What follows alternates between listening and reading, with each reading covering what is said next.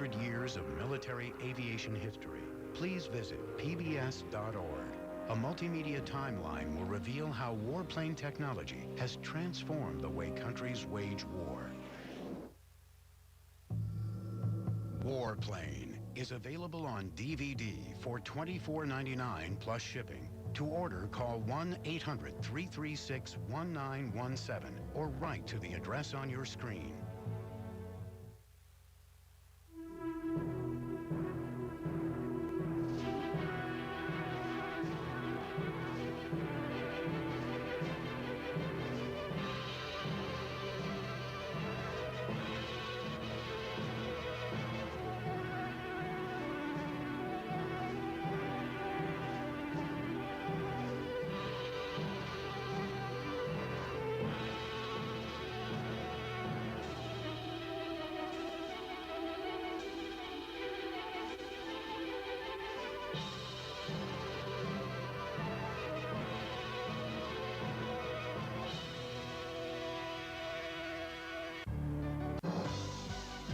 We are PBS.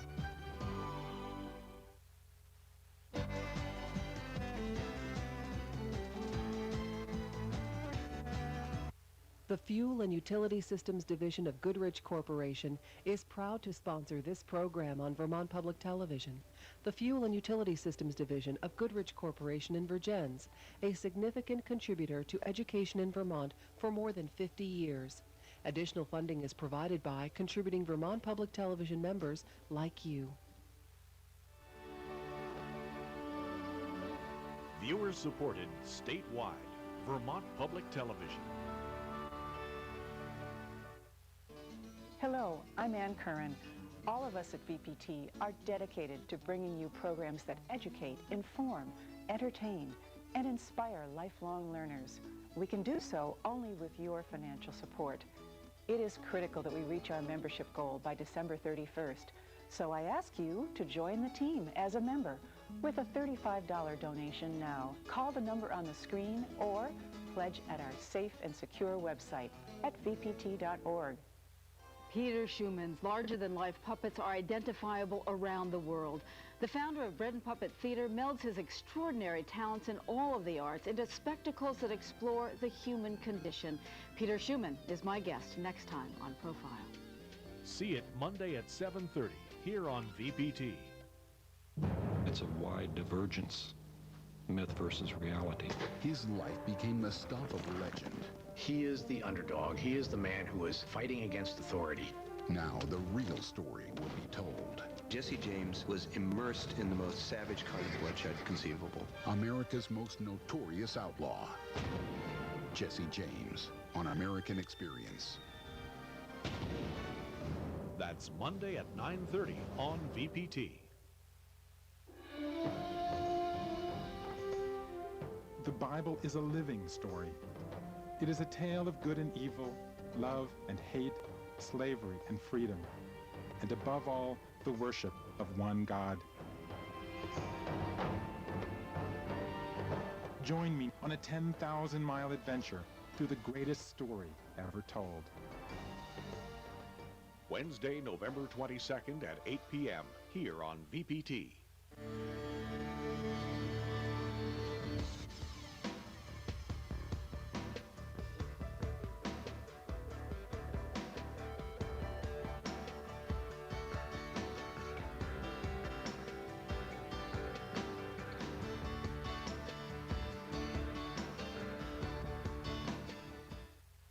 Broadcast of Nightly Business Report on Vermont Public Television is supported in part by Standard Radio Montreal's talk, rock, hot radio stations CJAD 800, Shone 97.7, and Mix 96.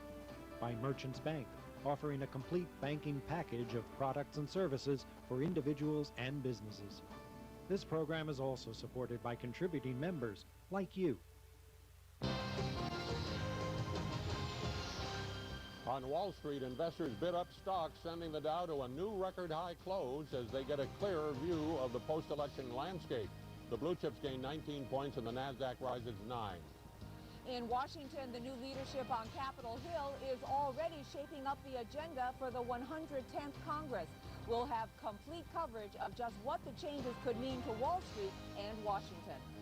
Shares of Cisco Systems take off in after-hours trading as the maker of networking equipment turns in better than expected earnings after the bell. We'll get the latest from Cisco's CEO, John Chambers. And Microsoft makes it official, setting a final rollout date for consumer use of its new Vista operating system. The software giant says it's the most secure product it's ever put on the market. I'm Paul Kangas.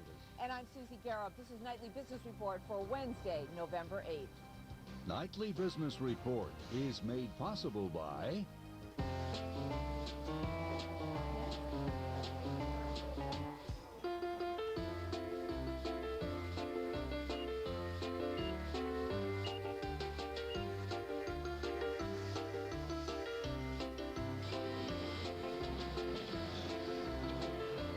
Is your nest egg in shape for retirement?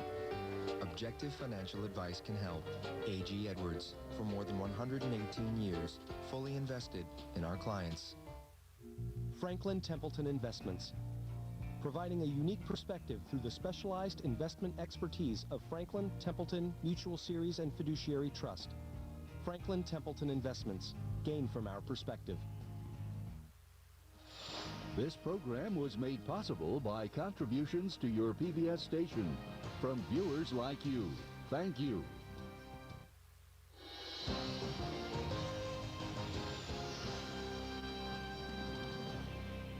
Good evening, everyone. Democrats celebrated today their big gains in Washington, and that propelled blue chips on Wall Street to a new record. The Dow added almost 20 points, closing at 12,176. And the Nasdaq rose 9 points to a nearly 6-year high. Investors spent the day assessing which businesses are likely to benefit over the next 2 years from the new Democratic leadership on Capitol Hill. Scott Gervey reports. The stock market dropped sharply at the open, but recovered almost immediately. Investors apparently shrugging off the likelihood of any major market impact from the shift in political leadership in Congress. Analysts say Wall Street was already anticipating a shift toward the Democrats in this midterm contest, but with the economy strong, few feared the outcome. I think the results of the election are factored in by the market. The market was anticipating that we would still have divided government. That is the case. And in that regard, we don't anticipate a lot of big changes in economic policy coming out of Washington. There were interesting sector movements today, with agriculture surprisingly strong, some speculating a result of the Democrats' support for alternative fuels. There was weakness in the healthcare and pharmaceutical sectors. These are areas where Democrats are generally seen as supporting government constraints as a means of making healthcare more widely affordable. Stocks in companies doing stem cell research rose. Reversing the ban on federal funding of stem cell research is one of the Democrats' announced goals. But in spite of these specific moves, the markets in general took the election in stride, seeming to be more glad it is over than upset with the results. I think people were maybe looking for evidence that there was a real shift in Americans' thinking, whether anti-globalization or protectionism registered as a big theme, whether we'd see an endorsement of bigger government, more regulation. I don't think we really saw that in the election. That's not what this election was about. So I think the markets got worried about that, but now that the outcome is behind us, they know.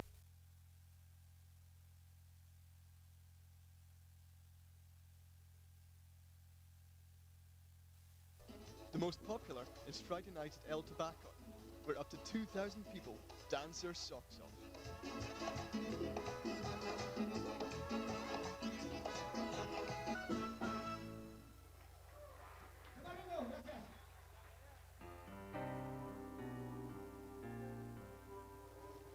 And the winner of the Costa Rican general election is Miguel Angel, Christian Socialists. The red and blue team win.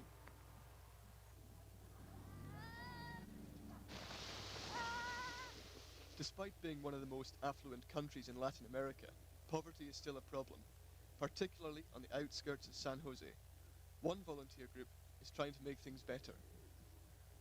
We have a group of volunteers, and we're working on Ana Paradis's house. She's a single mother with 9 children.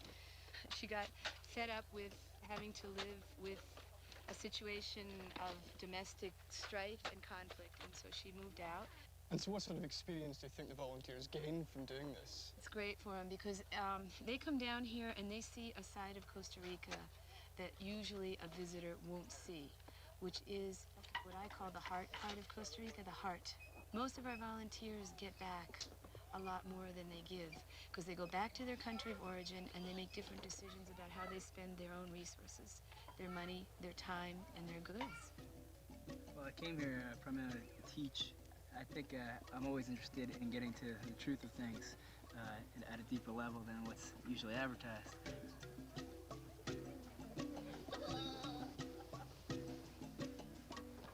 It's great to get out of San Jose. You're out of the pollution, you're in beautiful country. You can go through rainforests, you can go to the tops of mountains, you can go to the base of volcanoes. Anywhere in Costa Rica you can go, and you can get there on a Harley.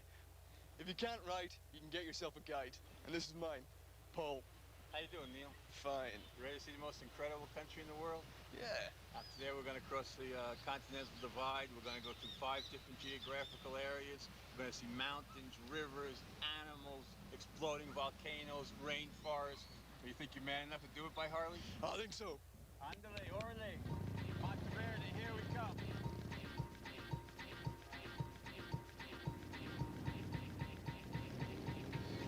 Over a quarter of Costa Rica is protected by national reserves. One of the most famous is the Monteverde Cloud Forest Reserve. It's a 3-hour drive to get there, and another 3 hours to Volcan Arenal. Okay, Neil, we're heading up to the Meridian now, coffee country. In about 45, 50 minutes, we'll be in the rainforest. Little by little, it gets more tropical until you're just in an amazing wonderland. And is it going to get hotter as well? It gets cold and hot, cold and hot. There's mini climates all over Costa Rica.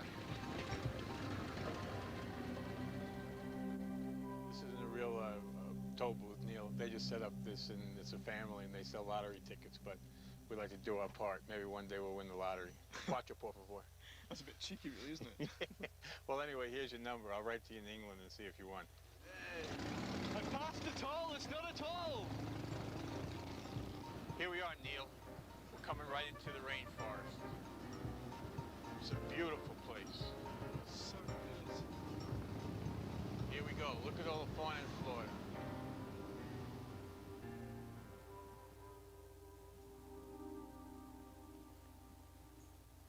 Well, now here we are in the Costa Rican rainforest, and when we're here, we like to drink a little cup of coffee and play a little game. Are you a real Harley man? Hola, ¿cómo está?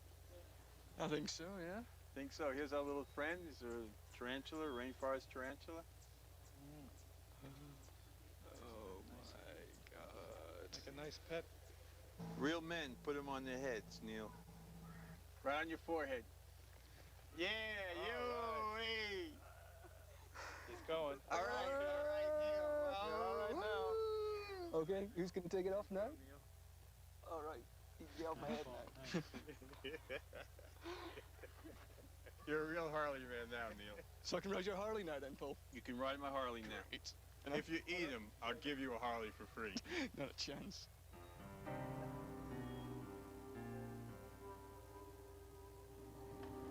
Well, Neil, here's another great stop on our mad adventure. This guy is incredible. He's a real expert at what he does, and you're going to have a big, big surprise. Really? Oh my God. What is this guy up to? I don't know, but I hope these guys had lunch already. This is Meyer Camacho. He's the best and greatest expert on snakes in Costa Rica. He's crazy, but he does a good job. Well, I'm going to Monteverde next, so which snake should I watch out for? It's Ferdinand, our principal snake. The ugliest smile in Costa Rica. The deadliest smile? Yeah. I'd take you out in about 5 minutes, Neil. And what happens when you get bitten by this? It produces hemorrhage, effect of blood. And then I die? It's deadly snake. How many times have you been bitten, Miner? Four bites for poisonous snakes and more than 650 for non-poisonous snakes. 650. So can I stroke it? Yes. Only one person in 1,000 million of persons can say I touch one for the lancet. The skin is so loose around the muscle. If I didn't have my hand around his head like this, he'd be nipping out our noses right now. So I'm just glad you've got the head end. Yeah. There are 200 species of snake in Monteverde. Fortunately, only 4 of these are deadly.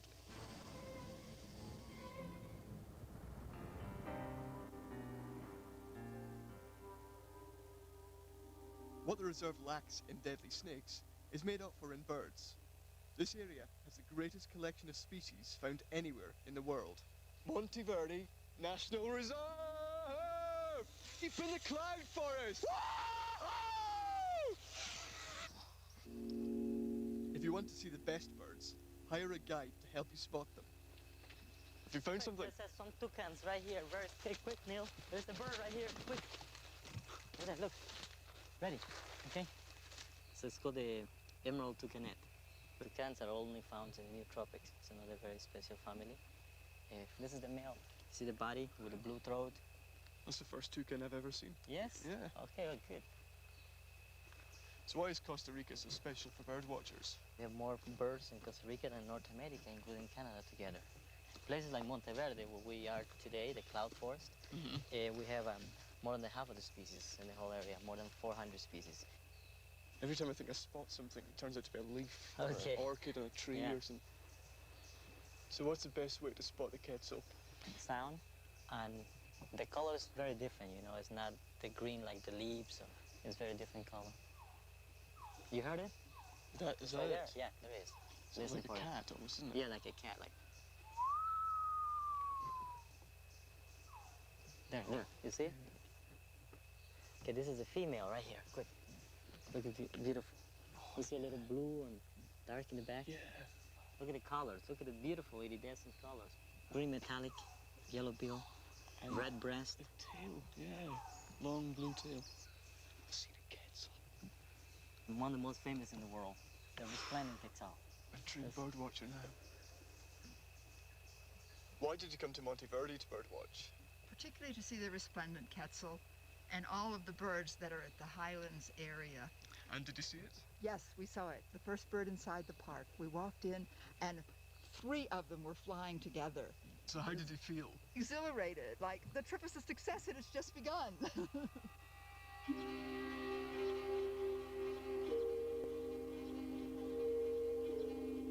Vulcan Arenal is the world's 2nd most active volcano, which means that if you're lucky, you might just see an eruption. It throws out over 15 million cubic meters of lava every year.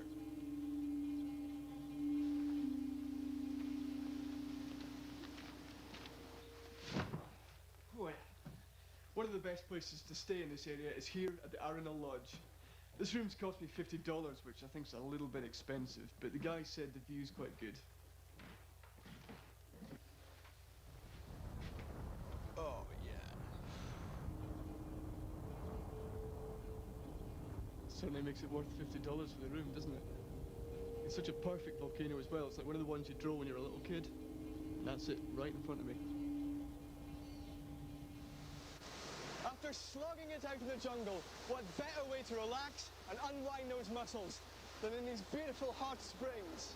The water's kicked out of the volcano at a scorching 150 degrees centigrade. But by the time it gets down here, it's a little bit cooler.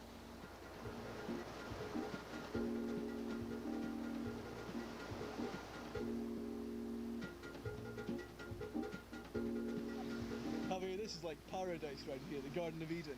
You get a lot of honeymooners around here. Yes.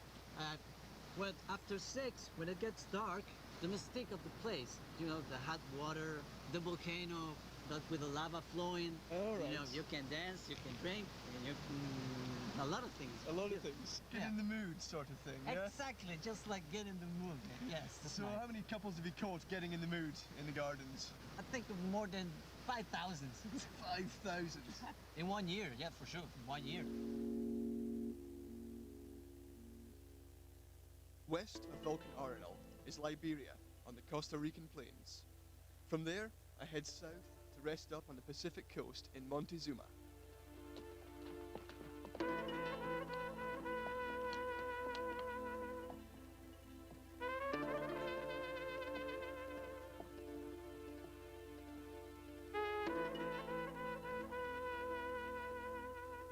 Liberia is in the heart of cowboy country, and still today, youngsters are practically born in the saddle.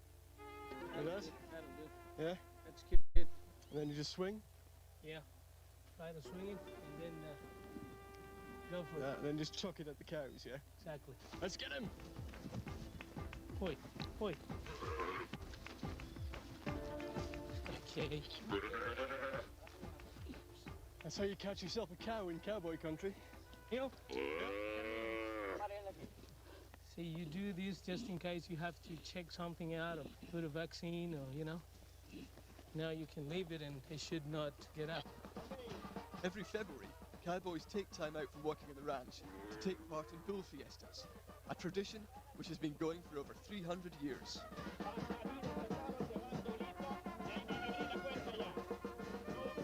The riders wear spurs which they hook into the side of the bulls to make them bleed and get them angry. But this being an eco-friendly country, the bull gets to live. Preparado este muchacho.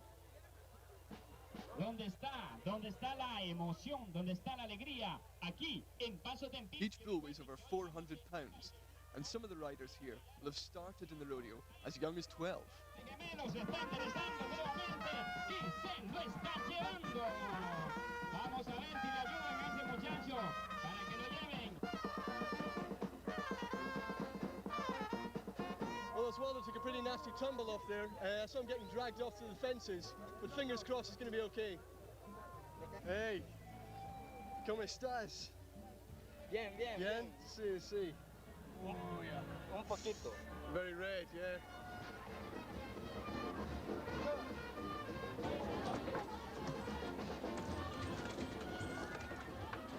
After the bullfighting, the carnival kicks off with candy floss, games, and a bit of dancing. But everyone's just killing time until the beauty contest starts. De la reina saliente, la reina 97. At every rodeo, there's the coronation of the rodeo queen. And now that the 4 finalists are in place, the tension heats up. But it's all down to luck. It all depends on who picks the correct fan.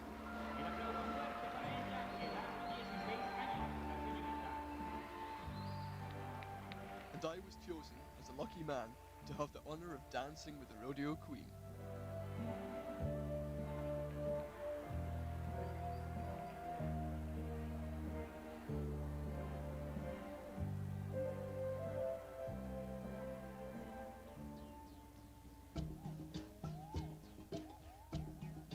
From Liberia, it's a 3-hour drive and a 1-hour ferry trip to the popular travelers' hangout at Montezuma. Morning in Montezuma. Got my room for $2 a night. Not bad for a sea view.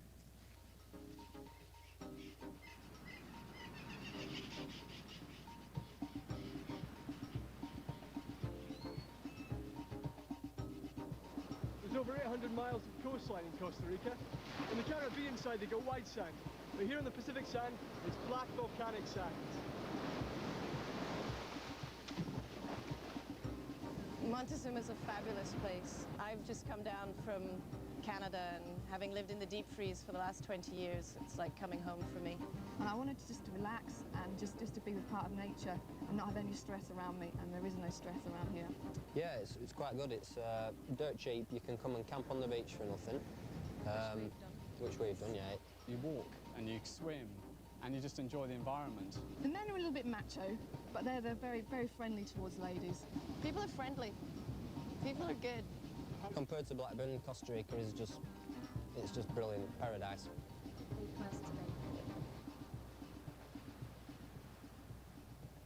Just imagine you're on a beautiful beach, looking at the ocean. The more we relax, the more we feel. So we can benefit from these positive emotions as much as possible. And we hold a ball out in front. Now very slowly, if you move your hands towards each other, what can you feel? Tingling. Tingling? Anything else? It's like they're repelling each other. As if it's two magnets. Yeah. This is the chi, your electromagnetic field. You find that the thoughts that run through your head will affect the emotional state that you're in. If you have good thoughts, you feel positive emotions. When you feel positive emotions, your body responds and feels good. So what was it that attracted you to Montezuma? Well, first of all, the natural beauty, The fact that it was separated from civilization, big cities, being close to the beach, listening to the ocean. I could name 1,000 things. The list is endless. What kind of people tend to settle down in a community like this? People looking for a natural lifestyle, people that want to get out of the cities, people that want to experience nature firsthand, to feel what is nature. I actually lived in solitude for 1 full year. I watched what the monkeys did, ate what they ate, eating tree leaves, whatever wild fruit there was. And in that time, I spent $5 in 1 full year, and that was on tomatoes and stamps to send letters to my mother and father. Inland from Montezuma are a series of waterways that offer a different type of attraction. Apparently, here at the River Tarcolis, there are 25 crocodiles per kilometre, ranging in 3 foot to 12 foot. But the population is becoming threatened because of global warming. How are you? Thank you. Hi there. Higher temperatures mean that fewer females are being born. Tours like this help fund an egg breeding program, which aims to preserve the population. The guy that runs this operation is called Victor, also known as the Crocodile Man. And he has been known to get very, very close to his subjects. The size of the thing. Crocodiles are carnivorous animals. They eat sporadically and can survive weeks on end without eating at all. I can't believe he's in the water with that crocodile. Now, go for the next one area. The Saddam Hussein. Saddam Hussein is a big one, crocodile. Huh? He's at 22 feet, the long one. Why is he called Saddam? He's dangerous, crazy, aggressive. He's a mean crocodile, is he? Yeah. This cow's in grave danger. It got stuck in a bank, it's crossing the river now, but the crocodiles are quite partial to a bit of beef. I think he's made it, though. Lucky cow.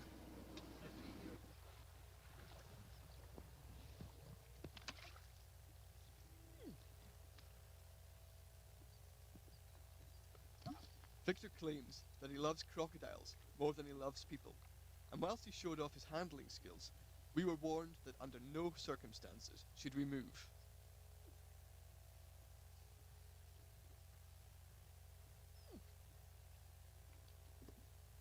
So awesome being so close to something, like a metre away from something that could just wipe you out in seconds.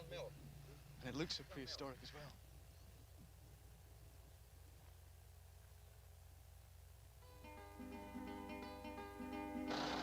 Well, it's 5 o'clock in the morning and I've come back to San Jose to catch the bus to Nicaragua. This journey is going to take me all day and this is only the first leg.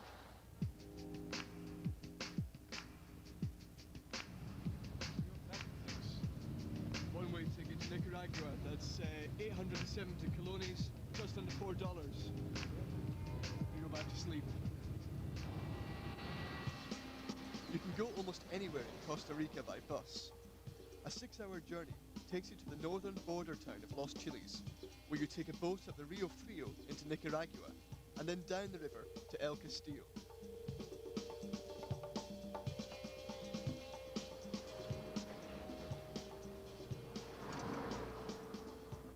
I've just got off the bus, and I'm here in Los Chiles, which is still on the Costa Rican side of the border. I'm not even halfway through my journey yet. I've still got 2 rivers to negotiate. The porters will guide you to Costa Rican passport control. Is there anybody here? Is there anybody working? Got a key jumper. No español. Inglés. 7 minutes. 10 minutes. Gracias. I'm in.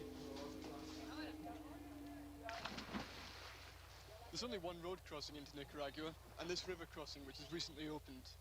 During the years of conflict, it was virtually impossible to use this method to cross the borders. But nowadays, things are a lot more relaxed. Hola, señor. ¿Cómo estás? There is a scheduled boat across the border every other day, but your best bet are the local fishermen. Up the river and into the heart of darkness.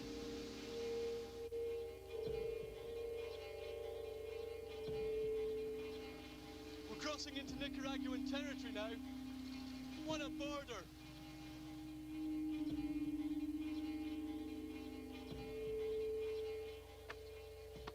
Well, this is different. Nicaraguan passport control. Hola. I have my passport. Don't laugh at the photograph.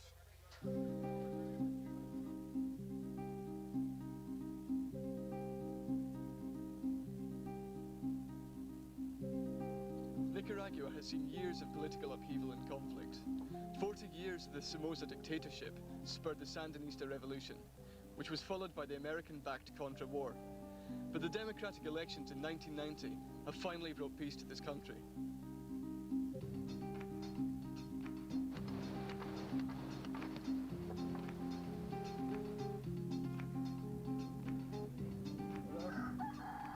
The journey down the Rio San Juan will take you to the historic town of El Castillo.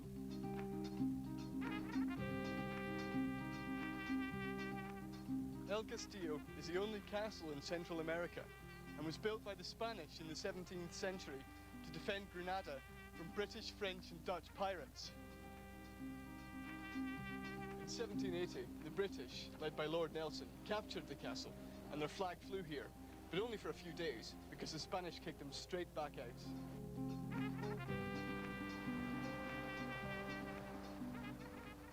El Castillo has seen its share of visitors, but it's still a remote place. And if you want to explore the surrounding jungle, you can find a guide in the town. My name's Neil. Oh, Juan Carlos. Juan Carlos.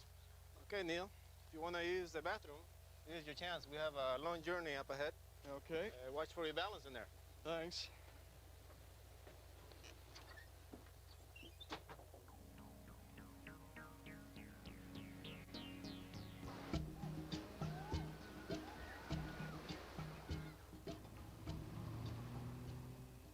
The best place to start a jungle trek is 1 hour downstream at the Rio Bartola on the Sia Paz Reserve.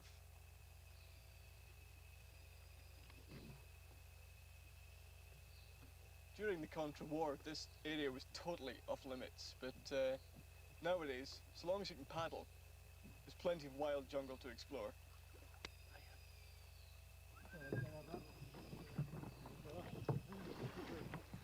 Dogs are bailing out. What do you think they've spotted? It might have been one of those big rodents. It's called the watusa. Watusa? That's what these dogs are used for, is it hunting watusa? Yeah, basically they're expert in trying to catch a watusa. What was it like here during the war, Juan? Well, it was a complete different situation. The only way you could come to these places was with a weapon, because there was a lot of fighting going on here between the Sandinista army and the Contra forces. I think we should take a rest about here and cut this water tree.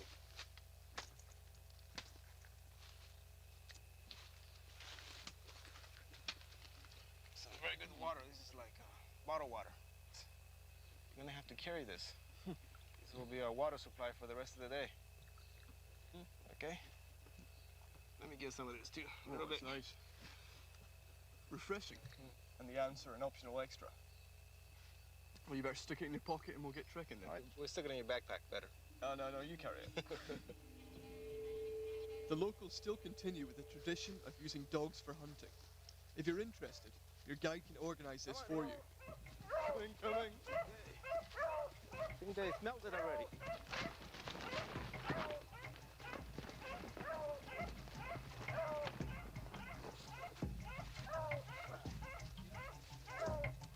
The chase is over and we've got our animal, but it wasn't a pleasant sight.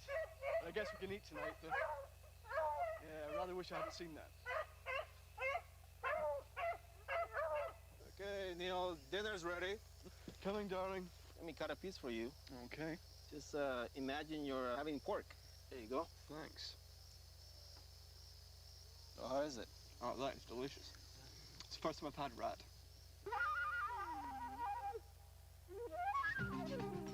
North of the border region around El Castillo, you can travel by boat across Lake Nicaragua. There are 400 islands on the lake, and some of the most isolated are in the Solotanami archipelago. Lake Nicaragua is the largest lake in Central America, and it's the only freshwater lake in the world where sharks reproduce. Legend has it that the Indians used to sacrifice their dead by dragging the corpses in the water until the bones have been picked clean by the sharks. Nice.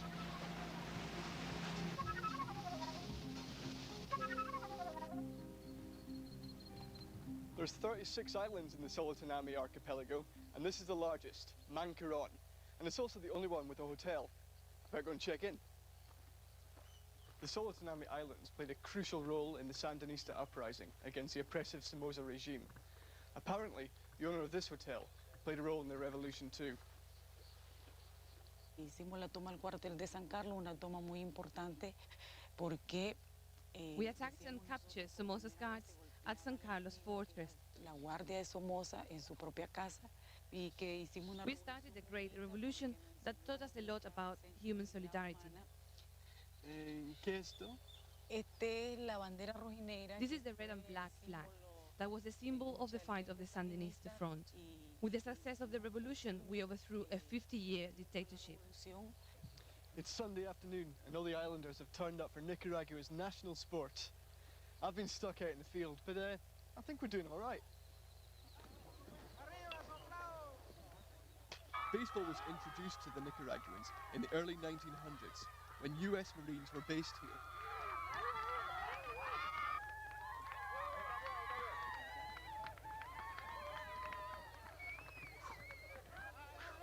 He's psyching me out now. Look at that pose. Right there. Here it comes. Oh! For nearly 3 decades, the United States influenced politics.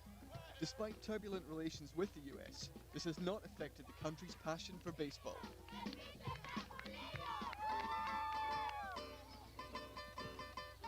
At the end of the day, the locals like to get stuck into their rum, and the Flor de Caña is one of the best in the world. But here, they brew their own, which is fermented in human excrement. I think I've got one of each. Which one's which?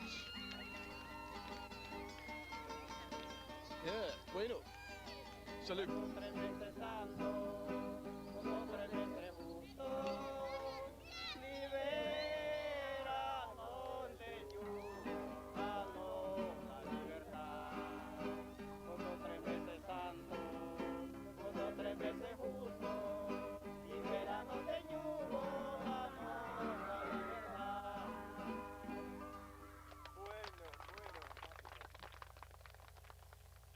Local art has been inspired by the island's turbulent history. What was it that attracted you to Solotanami? I'm really interested in the primitive arts, and I knew that Solotanami was the place where primitive art was born in Nicaragua, and I just come to realize that they just copy nature, really. I mean, you can see how incredible nature is here, how bright the colors are, how these paintings began were by the hand of this revolutionary priest called Ernesto Cardenal, and basically during the Somoza dynasty in this country, most of the things were forbidden. They were really oppressive kind of dynasty. They had to hide, basically, and paint at night by candle lights. They had to go to Costa Rica at some point because they were threatened. Across the lake from the Solotanami archipelago, you reach Grenada. The local hydrofoil leaves 3 times a week and takes anything from 3 to 12 hours.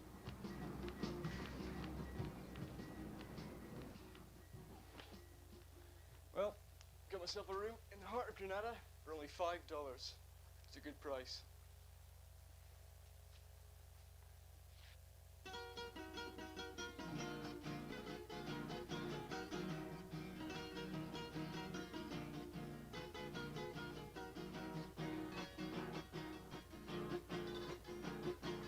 Grenada, the first city founded by the Spanish in Nicaragua in 1524.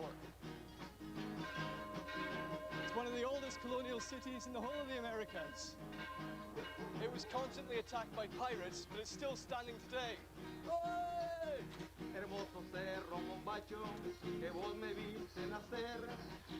The city was almost destroyed in 1885 by fire when American adventurer William Walker tried to take Grenada and rule Nicaragua.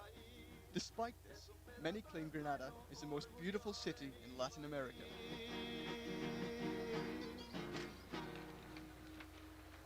I was initially afraid to come to Nicaragua, but the people treated us very respectfully, very kindly, and we haven't had any problems. So right now is a really good time to come to Nicaragua.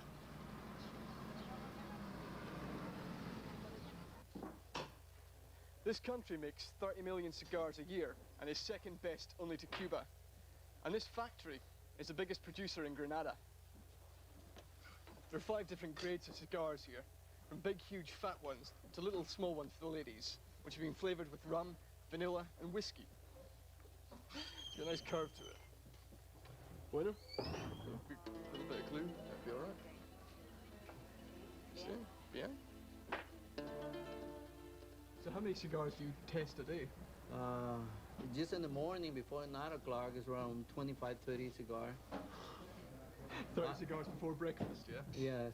And do you export these cigars? Most of the cigars go to United States.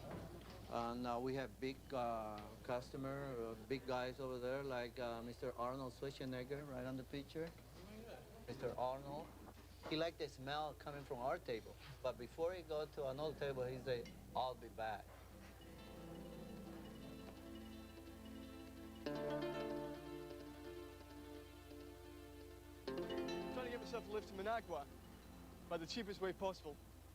It's only an hour away, but I'm not walking.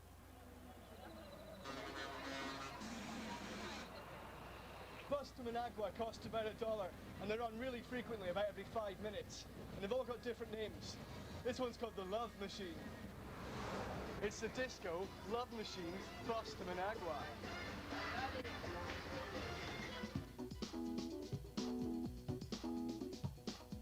It takes about an hour to get to Managua, and from there, I carry on to nearby Masaya.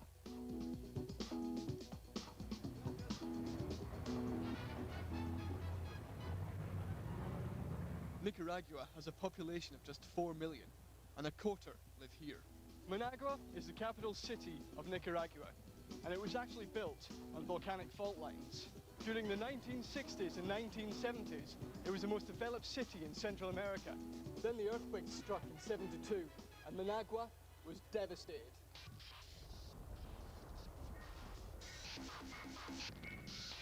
In case the fault lines become active again, geologists have advised that the city centre should not be rebuilt.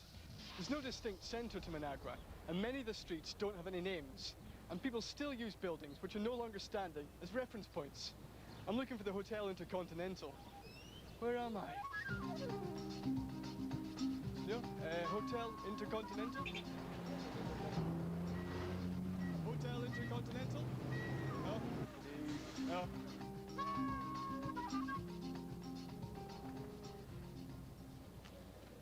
Hola, señor. Hotel Intercontinental? Allá. Yeah. Right. I think I've got it. Okay, gracias. Howard Hughes. Howard Hughes. Howard Hughes. Howard Hughes. Back in 1972, during the Somoza regime, Howard Hughes part-owned this hotel with Somoza. He was here in his penthouse suite when the earthquake struck. The Intercontinental Hotel was one of a few buildings left standing. 10,000 were killed and 40,000 were injured, and Howard Hughes never returned. Howard Hughes. Howard Hughes.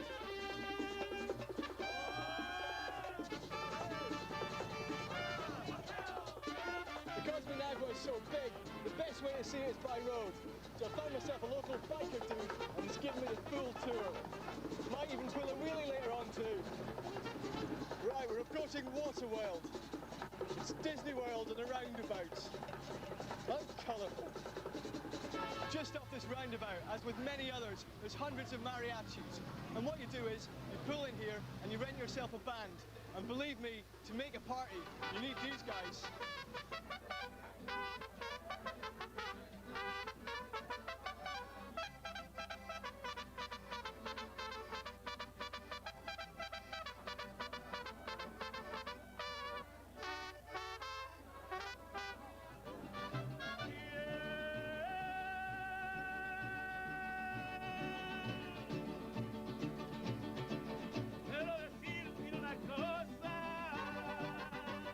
The mariachi come from Mexico, but Managua alone has over 100 who perform every night of the week.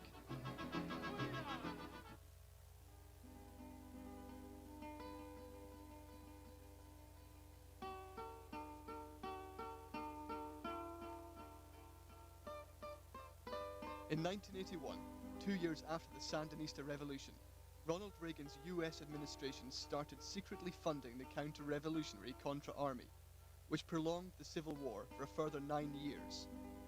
Decades of fighting wiped out a whole generation. Over 30,000 died.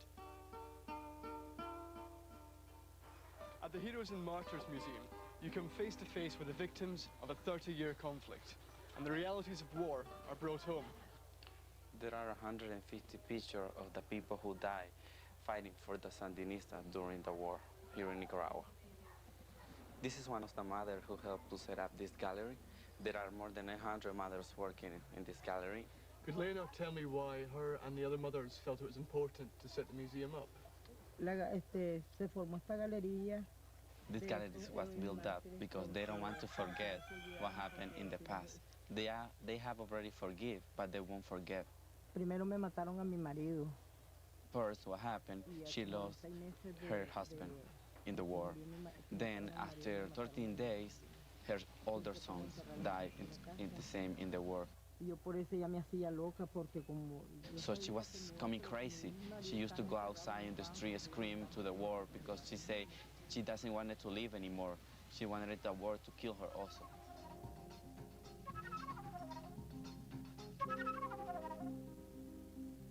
In 1990, years of conflict came to an end with the first democratic elections. Why was the park built? It was built as a symbol that Nicaragua has been in peace since 1990, and that we Nicaraguans are tired of war. That's why it is called El Parque de la Paz, which means the Park of Peace. More than 25,000 AK-47 are buried here, and we decided to bury them instead of giving them away because we don't want the same story to happen again. And is this a real tank here? Yes, everything you see around is real. It's pretty amazing. So they're just taking all the weapons and covered them in concrete? Yes.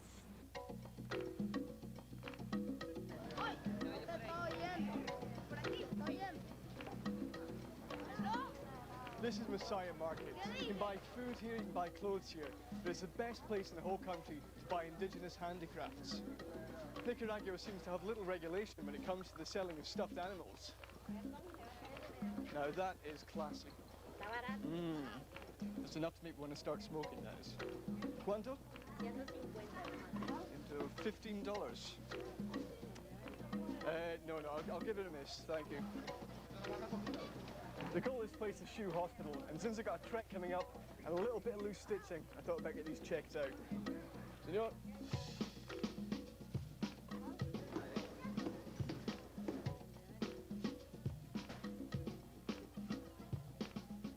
You can't come to Nicaragua without visiting the annual religious festival at Diriamba. It's just over an hour's drive from Managua. What do we call that? Hello, hurry! Okay, let's go! Hitchhiking in Nicaragua can be a family affair and is relatively safe, so long as you take the usual precautions.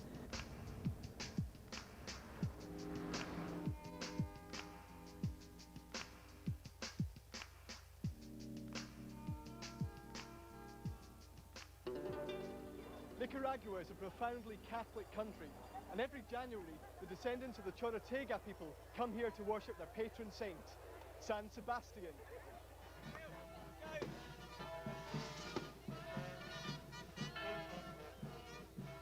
The tradition of this festival has continued for over 300 years, and on the first day, many come on bended knee to pray for miracles and good fortune.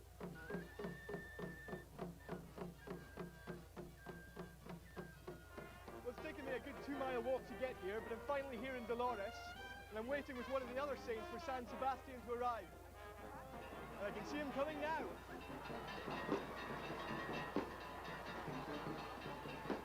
Once the saints have reached the church entrance, the celebrations begin. The fiesta lasts a week.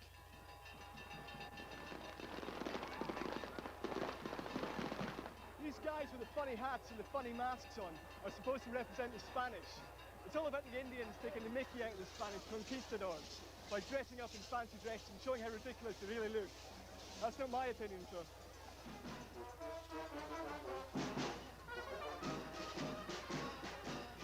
This is Nicaragua's second largest festival, and it's all paid for by a local guy who's known as the mayor domo. And he lays on all the food and all the drink. Well, Neil, all these people are coming here to eat free food during 4 days. You see, the mayor made a promise to San Sebastian to give free food to all the people that comes to his place. So it must be a real honor to be the mayor domo. Of course, it's a real honor. There is a big satisfaction in giving free food to the people of your hometown. You know, I was the first mayor at the beginning of the revolution. I had to give food to 35,000 people one day. I don't know how I did it, but I did it. I made a promise a year before the war. I made a promise to San Sebastian, to our patron. How much roughly did it cost you? That year it cost me approximately $20,000.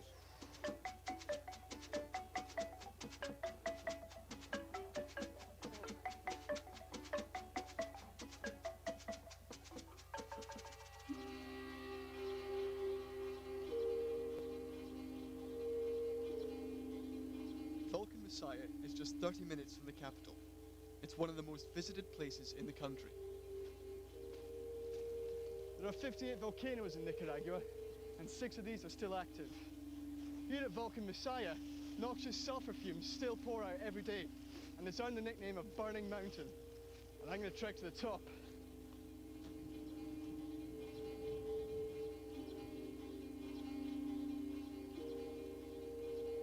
How long will it take us to get to the crater? 4 hours. Oh, wow. When was the last eruption from the volcano? It was on March 1772. And is this the lava that we're walking on from that eruption? Yes, that one. What do you take with you when you're trekking? Well, water. Yeah. And also I bring a mascara. A mask? Yeah, a mask. Because in the top gases are very strong. Really? Yes, they're very strong. Is there much further to go? No, don't worry, we are almost there. Almost? Yes.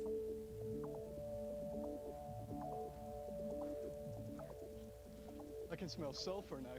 Oh yes, we are almost at the crater. Is it true that people were thrown into the volcano? Yes, it is. The Indian people believe in a legend, and they sacrifice virgin and children to make happy the cradle. And why is there a cross on the top of the hill? Well, when the Spanish arrived to Nicaragua, they consider the mouth of hell. So the Christians believe there was the devil down there? Yeah. And the Indians believe there was a that. god down there? Yes.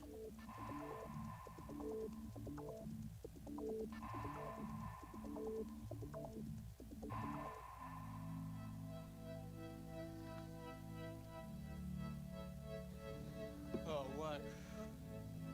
That's it. After half a day's trek, I've made it. And it's definitely worth it.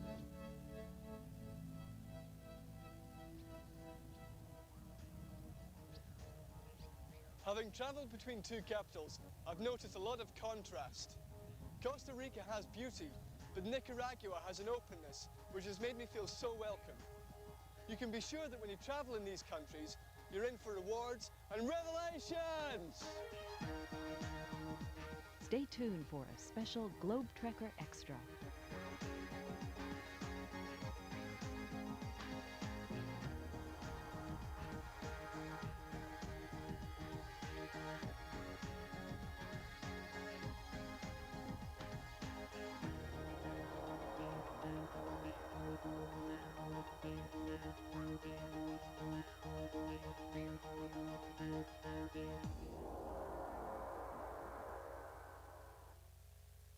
Funding for this program is provided by Subaru.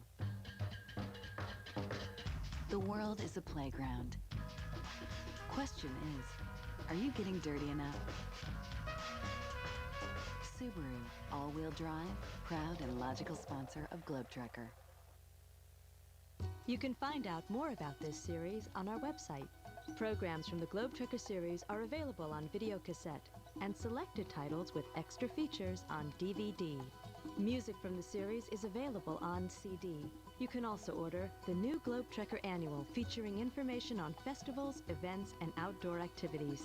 A companion book, Great Festivals of the World, is also available. To order Globe Trekker products, call 888-565-0361 or visit the website www.globetrekkertv.com.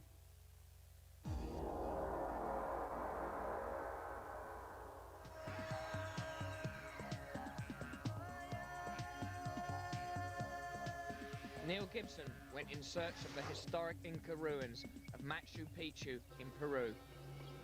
Yep, train's approaching. It's a local train now. It's come all the way from Cusco. It's going all the way to Machu Picchu, but I'm going to jump off at kilometer 104. A useful word to know when you're getting on these trains is permiso, permiso, which means excuse me, or more rudely, get out of my way. So I'm going to try it out. Permiso, permiso. Going to clamber over all these vegetables. Being the local train, they always take up the provisions to Machu Picchu and the villages. Permiso, permiso. I'm going to fall into the toilet. There are 3 ways to get to Machu Picchu. All the way by train, or getting off and walking for 4 days on the Inca Trail, or my choice, for 2 days on the Sacred Path.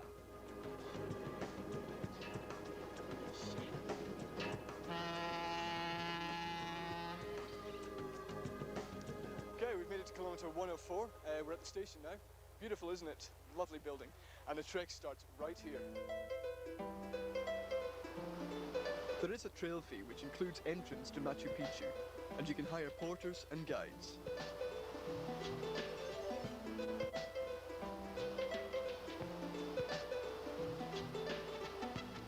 When you're hiking at this temperature and at this altitude, you've got to take some major precautions. Carry some water with you at all times and wear light clothes. Sunscreen is essential, and a sun hat's a very good idea too.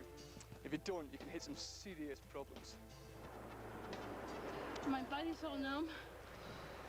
My legs so numb. The heat, I guess. It's the heat. We didn't know it was We that didn't know it was hard. going to be this hard. Yeah. I just want to go back.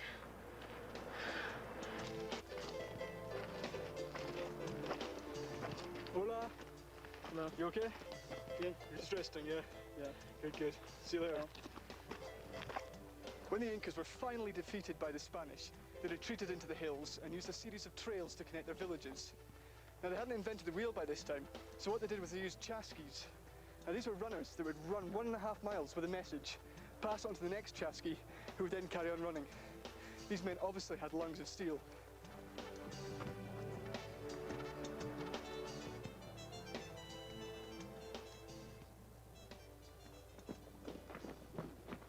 Oh, amazing. There it is, that's Machu Picchu down there. Guess another 10 minutes to go, which is just as well, because my boots are absolutely killing me.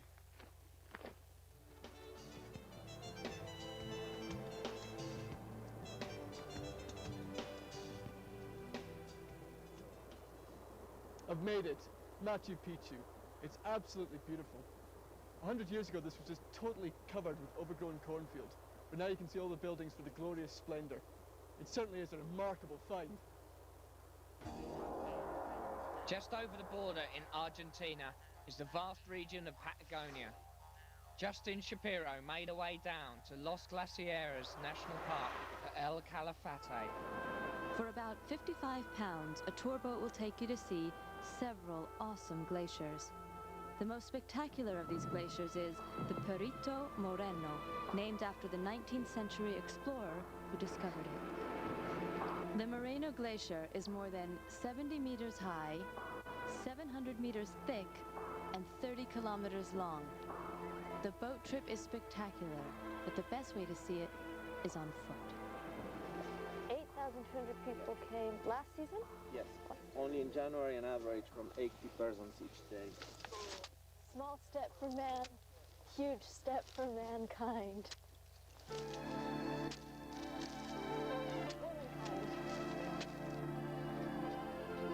Experienced guides will take you on a 3-hour trek across the glacier. This is one of the planet's few advancing glaciers, moving about 2 meters a day. The unique conditions here mean that glaciers can form at extremely low altitudes. Rarely visited, but with a special request to the guide, are the cave formations under the glacier.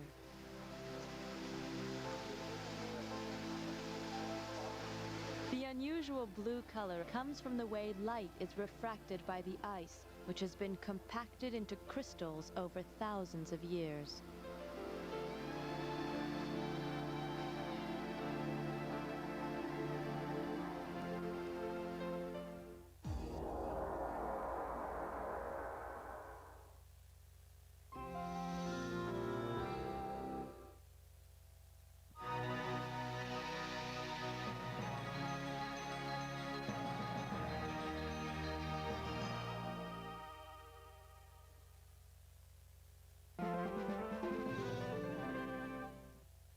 Local broadcast of Globe Trekker on Vermont. Forced to pay. It really was a prohibitive tax. It was not designed to raise revenue. It was designed to prohibit the mining of Mexicans and other Latin Americans in California. And it had a devastating effect. Within 1 year of that law's passage, an estimated 10,000 Mexican miners left California. 3/4 of the Mexicans who were here a month ago have left, one American noted, with a rather bad opinion of Los Yankees. Other Mexicans took to the hills and began to terrorize the mining camps, stealing whatever they could, and often killing those who got in their way.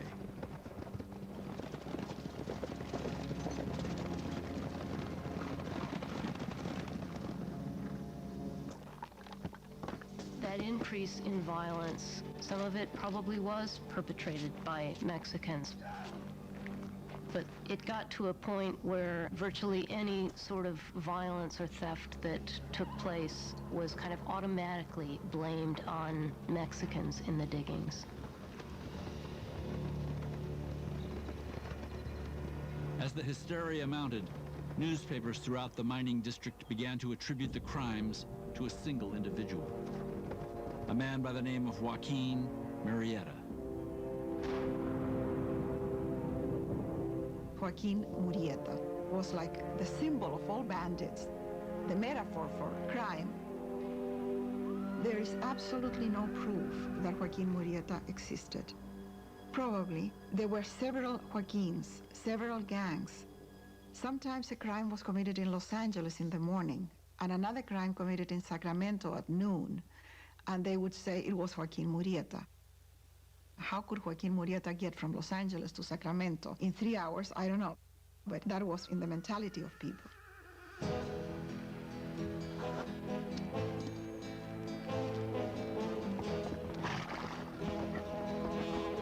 The specter of Murrieta whipped the local Anglo population into such a frenzy that state legislators commissioned a party of rangers to hunt him down.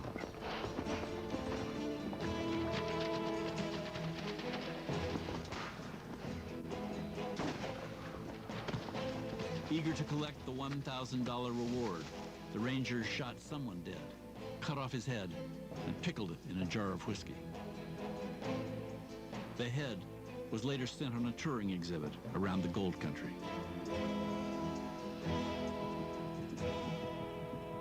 The death of Murrieta signifies how heavily the tide has turned, that the monopolization of violence is now going to be largely in the hands of Americans. The ability of Mexicans to resist grows less and less. But interracial violence is going to continue on through the 1850s.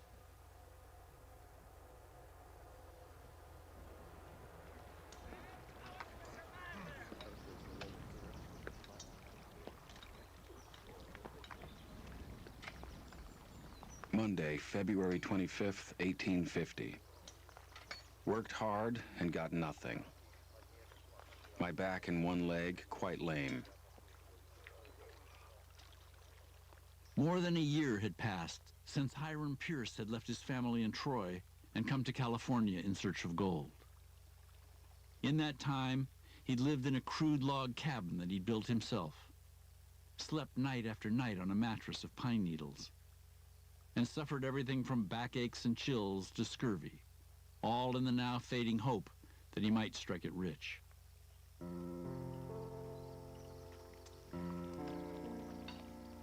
Friday, March 1st.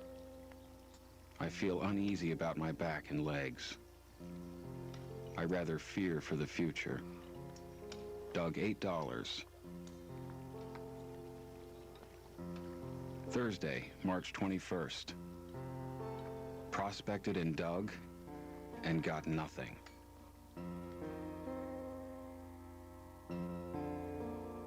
The gold rush really seems to offer this chance for independence. American miners really believe any man who's willing to labor will be equal to other men and will be able to get large rewards for their labor. But gold, quite simply, is in some places and not in other places. So men can be 20 yards away from each other, working just as hard. One man strikes gold and the other one doesn't. One man makes his fortune, the other one doesn't.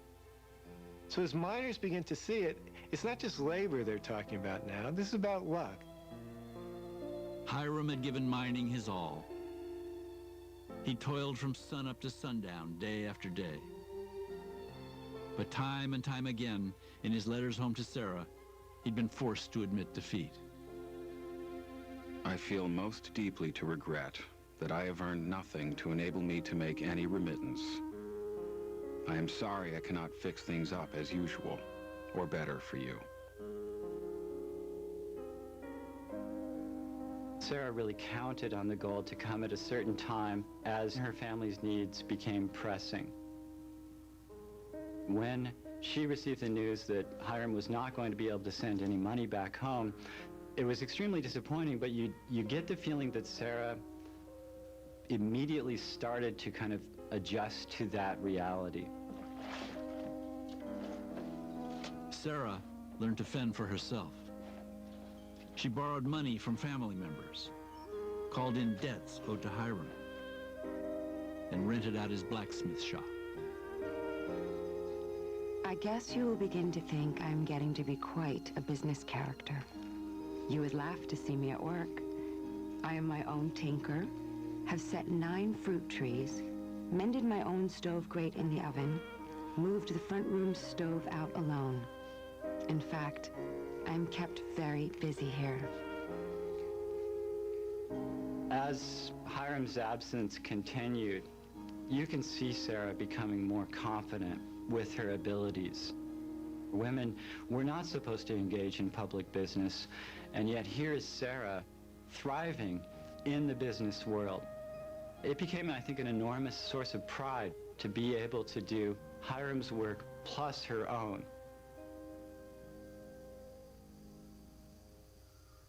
But when Hiram's stay in California stretched into a second year, Sarah began to grow impatient. My dear husband, if I can get you back, I should be willing to live on very small fare. Your presence here is better far than gold. All there is would not tempt me to endure half the anxiety of the past year. I am more anxious to get home than you are to have me come. I saw a man picking up a piece of gold near our house worth $100. Such seems to be the luck of some. It may not be my fortune to get much, but I shall make an honest effort. The more difficult it was in the gold fields and the fewer the returns, the longer they saw themselves as having to stay in California. They were engaged in what they themselves saw as a lottery. And whatever the odds, if you had a ticket in the lottery, you might win. If you weren't digging in the mines, you didn't have a ticket. You could try and fail, try and fail, try and fail, do it 10 times, do it 20 times. But if you kept at it, you might finally strike it rich, and that would pay for all of your failures in the past. Now, this is quite different than the attitude that most people had back in the East, where failure in business was connected to a sense of moral failure. virtue as a basis of success in California was almost beside the point. Desperate to turn a profit, Hiram Pierce threw in his lot with a group of miners and headed north to a steep canyon along the Merced River, inhabited mainly by rattlesnakes and grizzly bears. The plan was to stake a claim there and try out a costly new technique known as river mining. Instead of working on the banks and the creek beds of a river, they would build a flume, maybe 15, 20 feet wide. And when the river was low, they would build a dam and divert the water from the riverbed into the flume, and thereby opening up the riverbed. You could then dig the gold in the bottom of the river. Each year, a new river would be flumed, a new hope would be nurtured to dig out a fortune, and sometimes those fortunes were indeed dug out. What had been kind of a day-to-day harvesting of gold is now deferred to the end of the mining season when they have mined the river bottom. Thus, it raises the stakes and it raises the dangers of failure. Pierce had risked his last dollar investing in the scheme. Now, there was nothing to do but pray that it worked.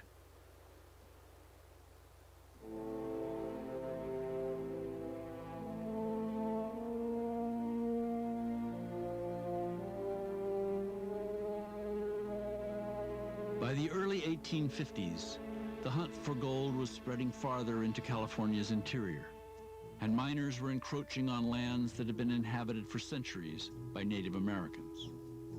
Among them, the Yokut and Maidu and Modoc, the Miwok, Nisenan, and Pitt. California was the most diversely populated region within native North America. Native people were living in sparsely settled villages throughout the entire region of California.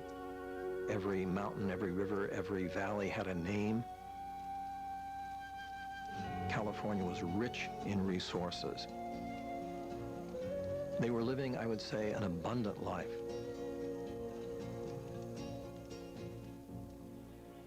Now, with the foothills of the Sierra Nevada overrun with gold seekers, Indians found themselves locked in a fierce struggle for their survival. Miners are moving into lands that Indians are using for fishing, they're using for hunting. When you start mining a stream, you kill the fish runs. When miners come in large numbers, they kill or drive off the game.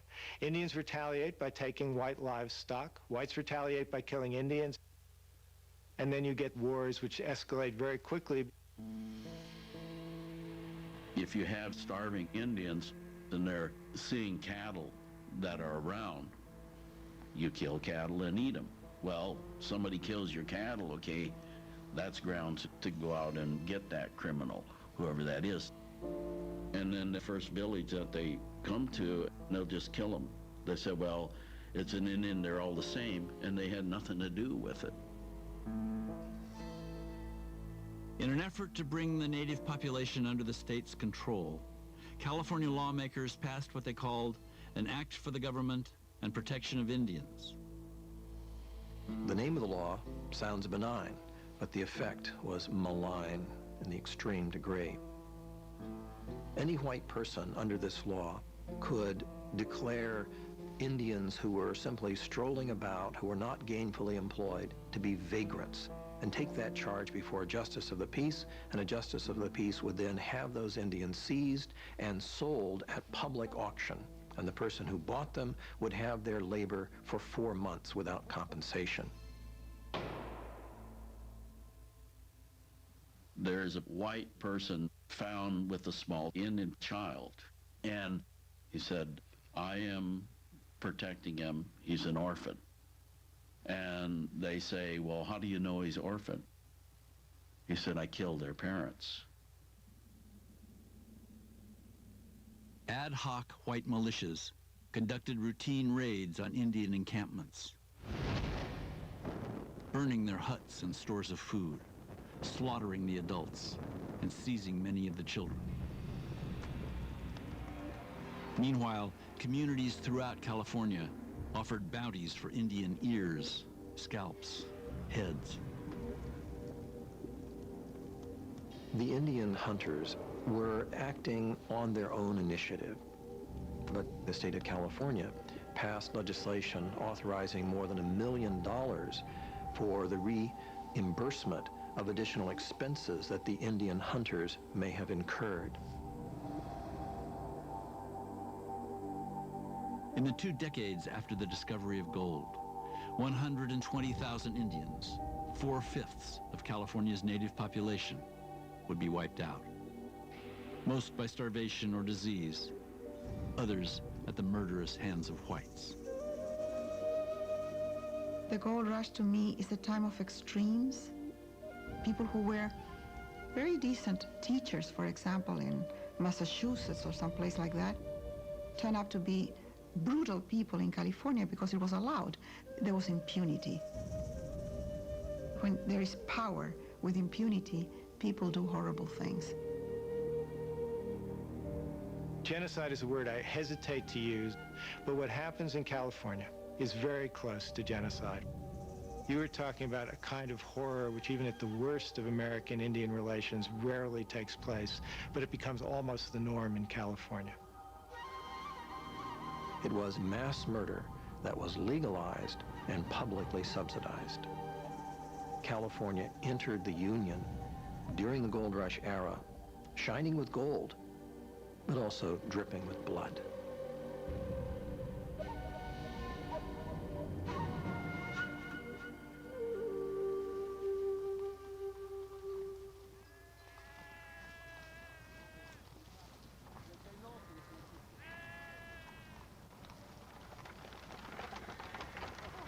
In the months since Vicente Perez Rosales had been driven from the goldfields, he and his brothers had made money any way they could. They had sold dry goods, run a makeshift hospital for malaria patients, even dug graves. What remained? We began to think that the day we set up a hat factory, men would be born without heads. Until finally, the sight of gold dust scattered around the floors of restaurants suggested the idea of opening a hotel. San Francisco seemed the most promising place for the venture. Fueled by the constant comings and goings of thousands of miners, it had grown exponentially. Its population skyrocketing to almost 30,000 by the end of 1850. Perez Rosales paid $3,000 for a lot on DuPont Street that just a year before would have sold for pennies, and hastily banged together his hotel, a 2-story wooden structure that boasted 7 rooms and a well. We hired a famous French cook named Monsieur Michel, who, in addition to room and board, earned a total of $8,400 a year, a good deal more than a minister of state earns in Chile. And setting up over the door a large sign that read, Citizens Restaurant. We opened for business. It was an axiom at the time that the real chance for success in the gold rush was not in mining the gold. Any fool might want to try that, but rather the wise man knew it was mining the miners. Men such as John Studebaker, who was making wheelbarrows and wagons. Levi Strauss, who was making his famous pants for the miners out of sailcloth. Or dry goods merchant Charles Crocker. It was those merchants, many of whom did not actually go up into the gold fields, who were making the biggest profits. Sam Brannan, who had done so much to spread the word of gold, was doing especially well. From a single store in Sacramento, he'd built an empire of hotels and warehouses and retail shops, and was on his way to becoming California's first millionaire. Perez Rosales and his brothers also prospered, at least for a time. Then, disaster struck.